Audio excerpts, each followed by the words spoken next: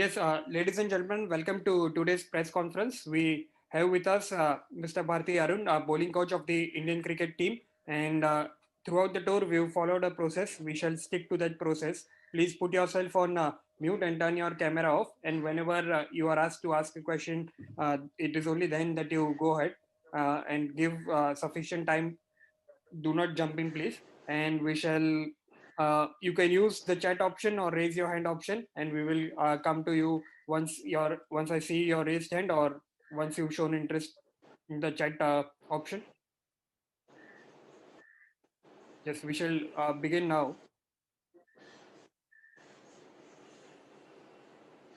Yes, Sydney Kiran. Congratulations, Bharat sir. Thank you so much. Thank you. So we all saw how challenging this tour was. Like match after match, you just kept losing bowlers after bowlers, and then you pretty much had a very green on attack. So how challenging was it personally for you? And of course, you worked a lot with all these kids from a few years. So what were the words that you sent them? What are the message that you gave them? And how did you sort of get them so equipped in the very second, third match they were playing? See, actually, the Australian tour itself is a great challenge that any past cricketer who's toured Australia, or any of you watching would know that it's probably one of the most challenging tours. And especially during this COVID times, I thought it was a great move by Ravi Shastri also to hold back all the bowlers who had come as net bowlers. Actually, after the one-day series, most of them were supposed to go back, but somehow we probably thought that in case anything happens to a player, then it would be impossible for anyone to come because of the restrictions. So we said we'll manage with everyone here. And because they were with us for a long period of time, it was possible for them to understand what was demanded of what it demands to be successful in Australia, and work on those very lines. So them being with us did help a great deal. Yes, Bharat Sharma.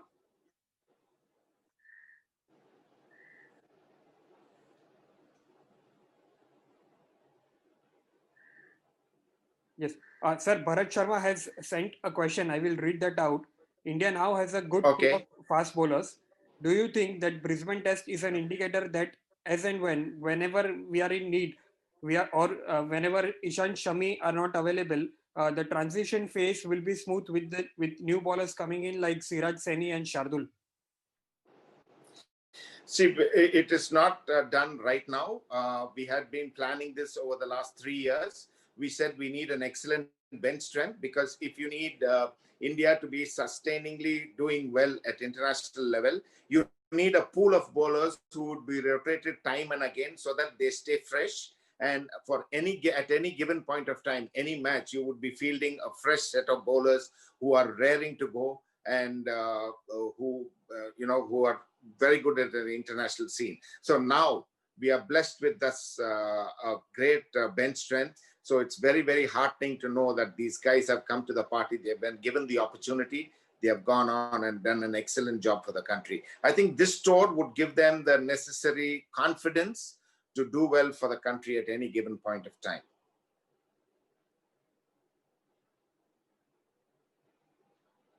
Yes, Venkat Krishna.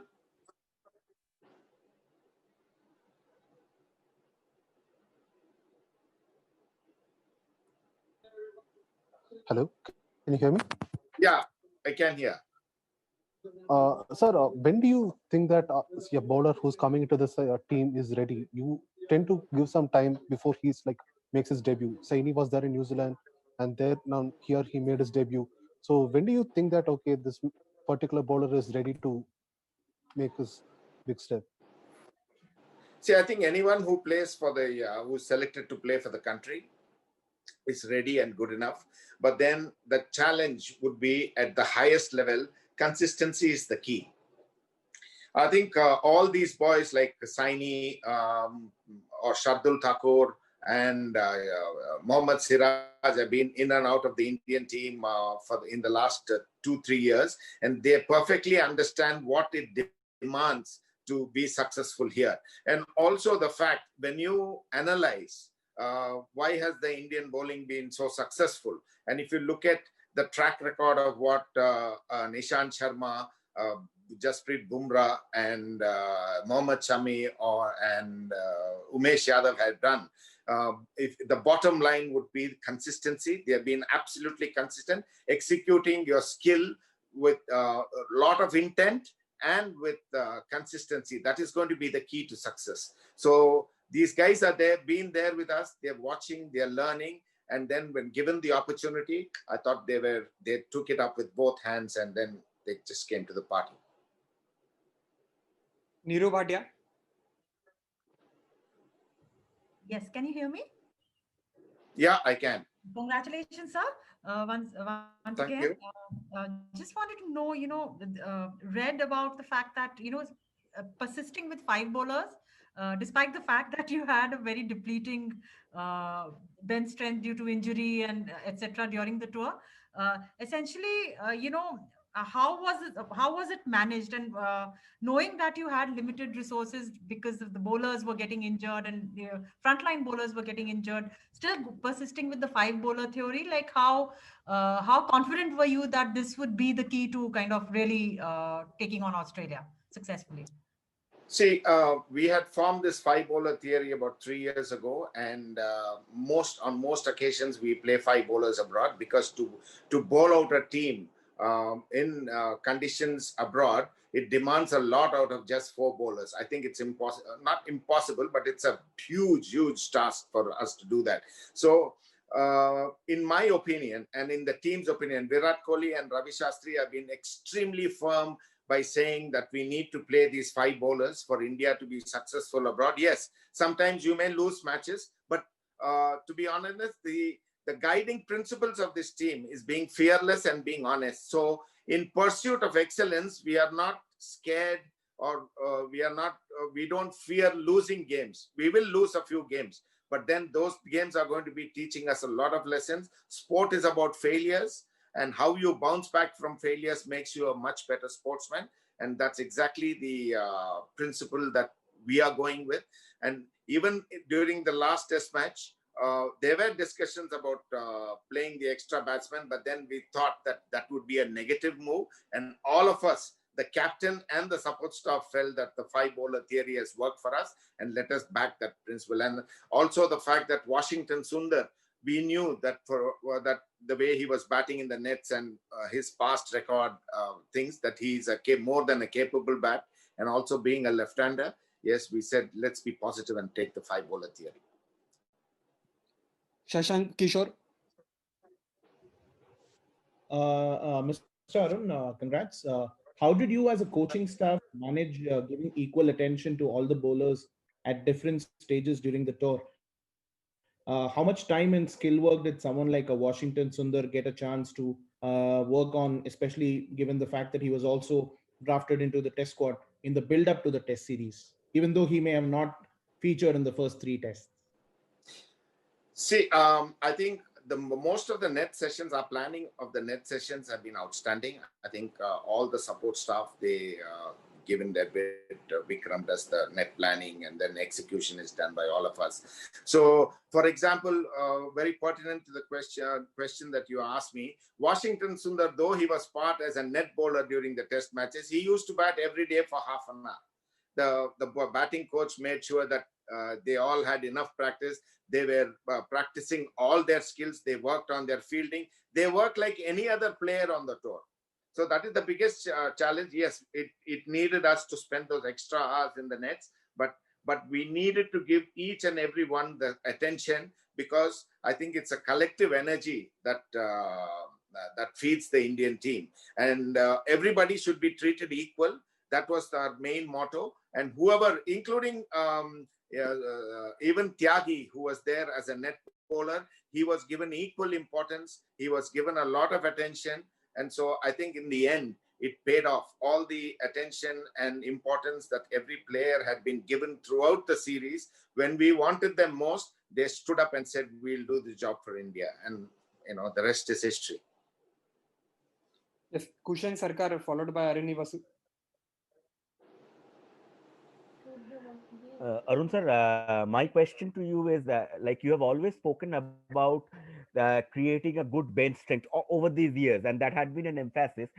So when you see Shiraj, Shardul, Saidi, all these people performing, do you feel that very slowly, as and when the transition happens, Ishant, Shami, they are not getting any younger, maybe 2, 3 years down the line, that transition phase very quietly took place during this Australia series with this kind of a performance Tushar bhai, from we the. just answered this question.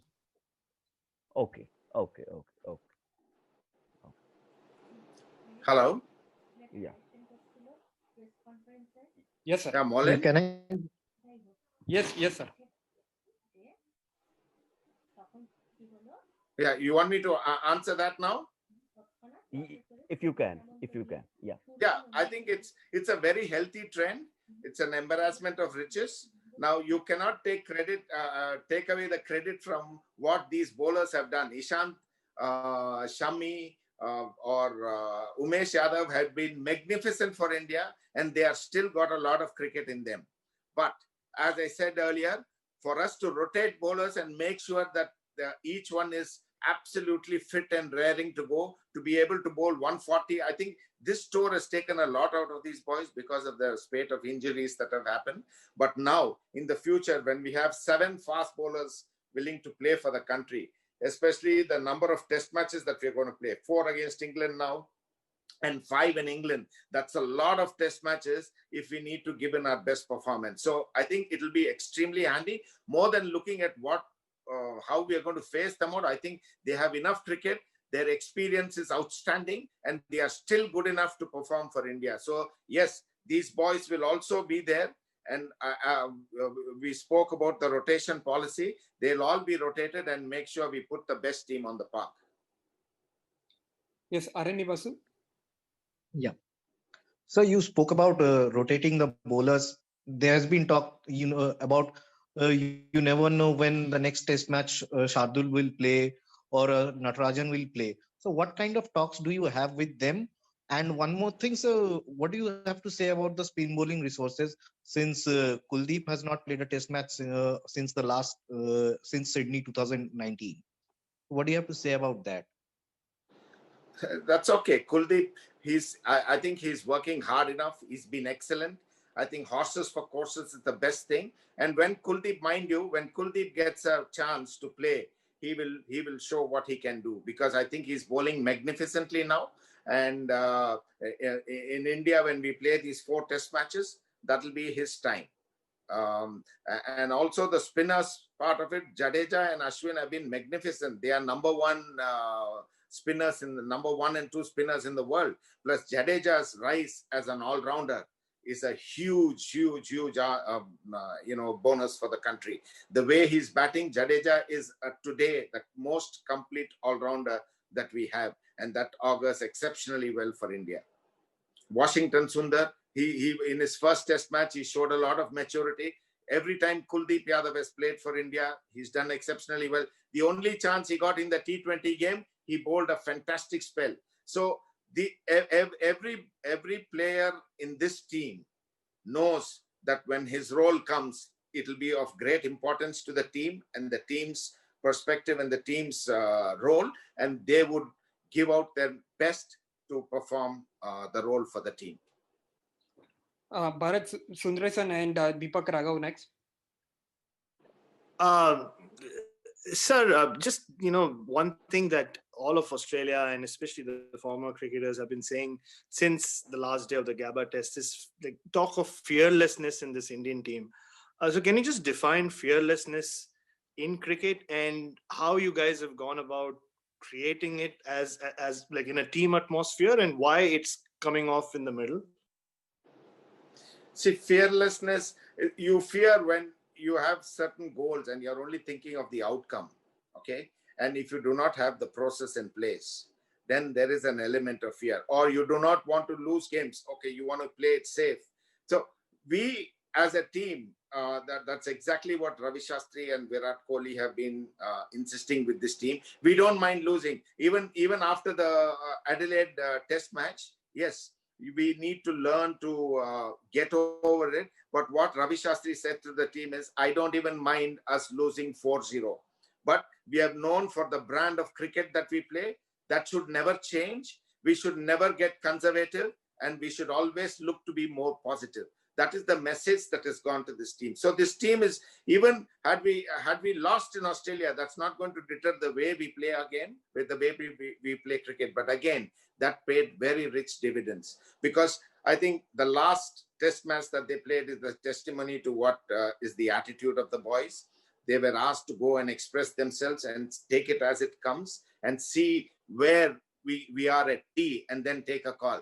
But the way Rishabh Pant and Washington Sundar at that point of time played, and not forgetting the bravado which Cheteshwar Pujara showed on that day. He was like a warrior, taking a lot of blows, but he was there undeterred. And what these two boys on their own have done on the last day of the test match is taking the fight into the Aussie and not being afraid to, they were not thinking about drawing the match. They were thinking of how to win from here. And that takes a lot of courage. That is what I call fearlessness. Yes, sometimes you are bound to lose a game, but those kind of games are going to teach you some invaluable lessons, which is going to make you a much better cricketer in the future. Thank you. Thank you, sir. Deepak Raghav. Hello, sir. Can you hear me? Yeah, I can. Sir, there's been a lot of talk about how the Indian bowling attack outplanned and outbowled the Australian attack. That's something Tim Payne also spoke about.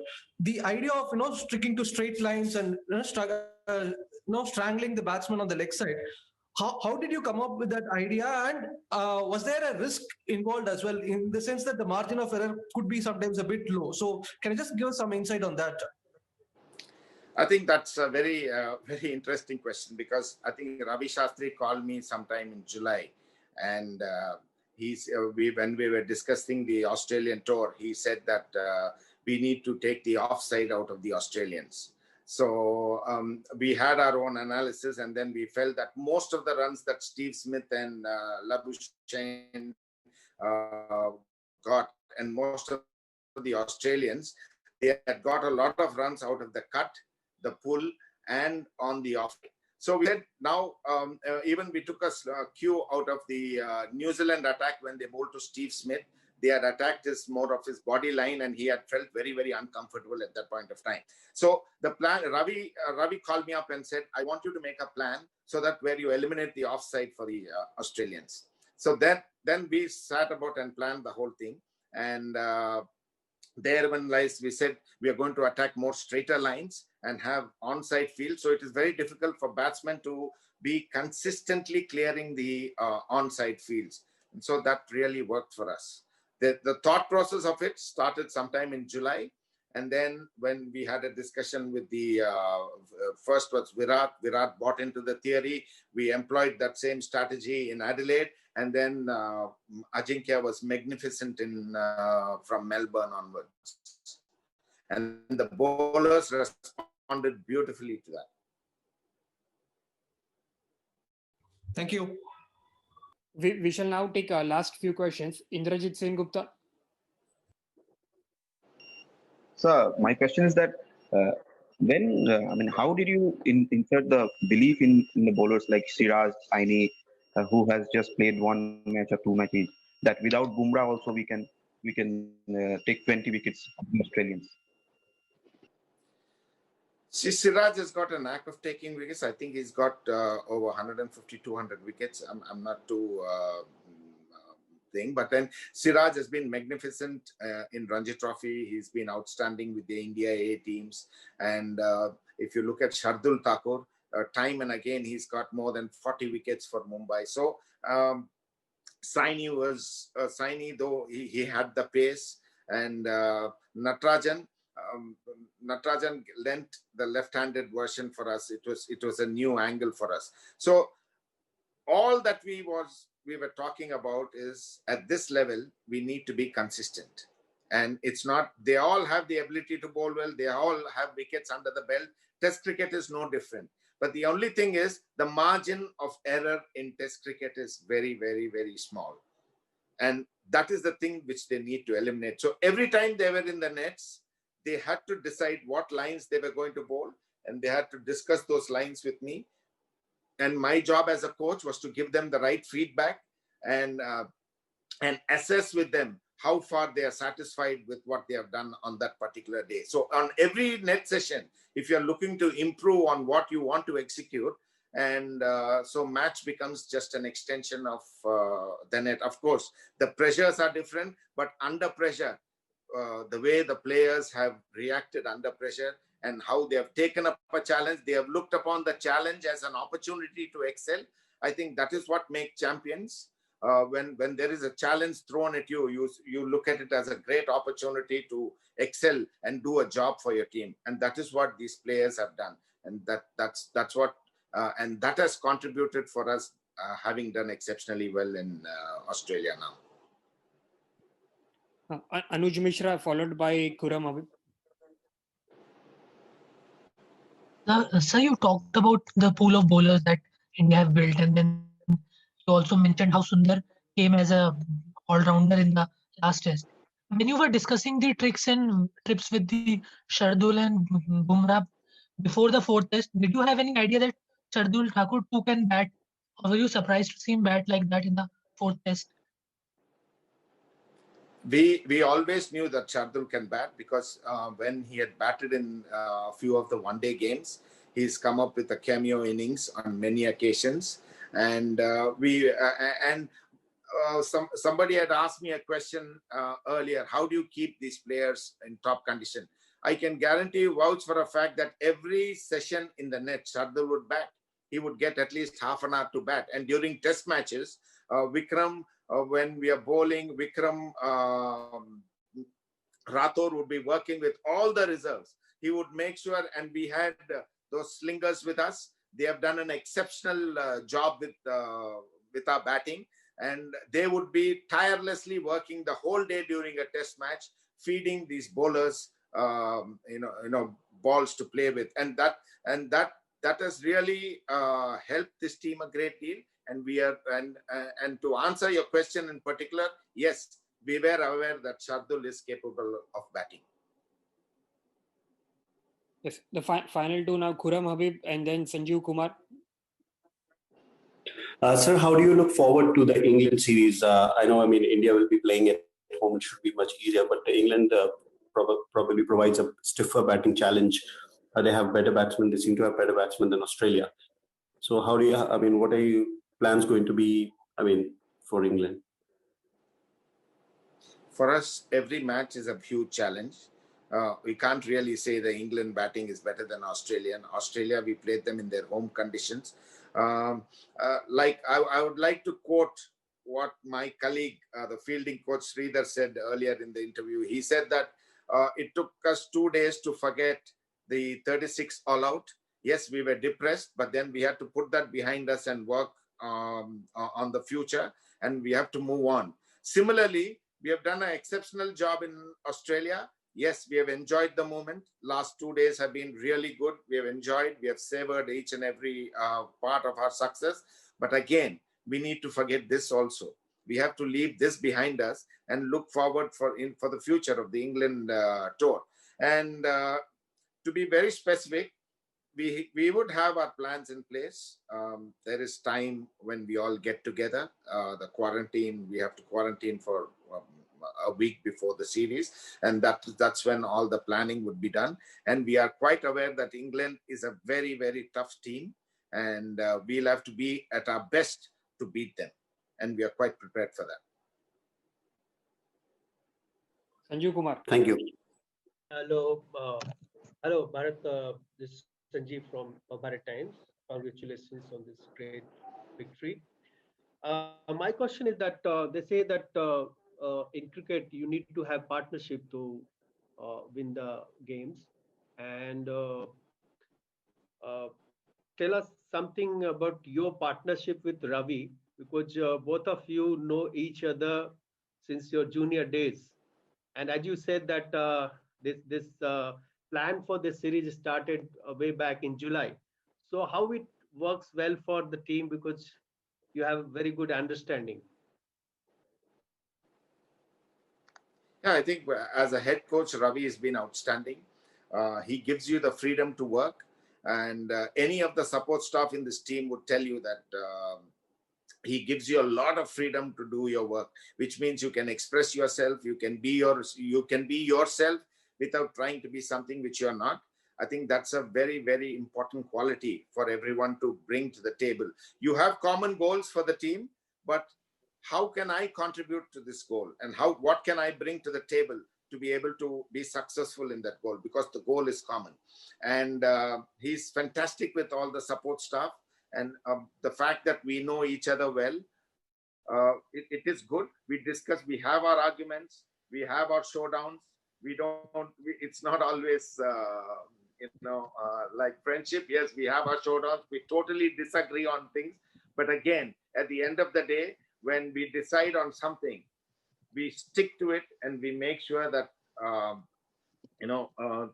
that's what we need. That's the most right thing to do. Then we discuss it with the captain, the other support staff, and things like that. Understand what they feel, and then all our strategies are formulated. So I think it helps when you know a person that long. It does help. It makes it a lot more easier to agree and to disagree, also, which is very, very important in any relationship.